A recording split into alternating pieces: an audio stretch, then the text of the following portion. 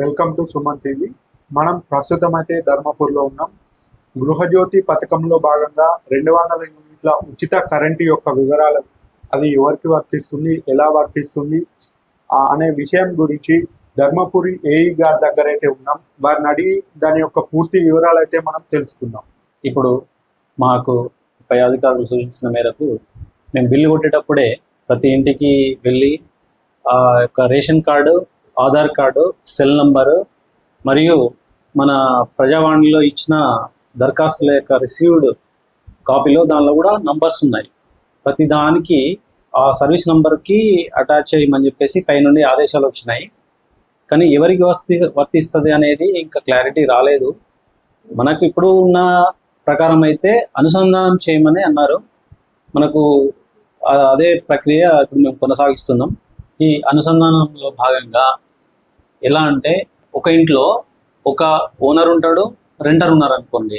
ఆ ఓనర్కి ration card ఉంటే ఆ యొక్క ఏదైతే వాడుతున్నాడో దానికి ration card, Aadhaar card, cell number అనుసంధానం అవుతుంది.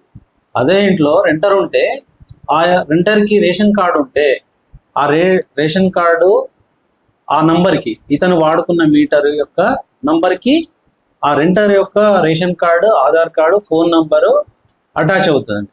ఆ ప్రజాపాలనలో ఇచ్చిన దరఖాస్తు కూడా అటాచ్ అవుతుంది.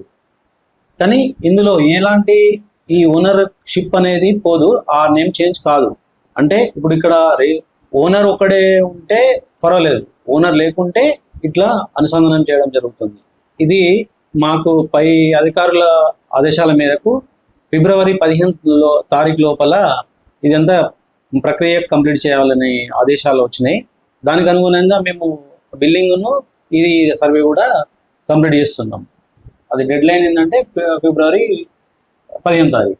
మా సెక్షన్ పరిధిలోని ఒక 13,000 సర్వీసులు ఉన్నాయి. ఇప్పటికీ మనకు 60% దాకా అయిపోయినాయి.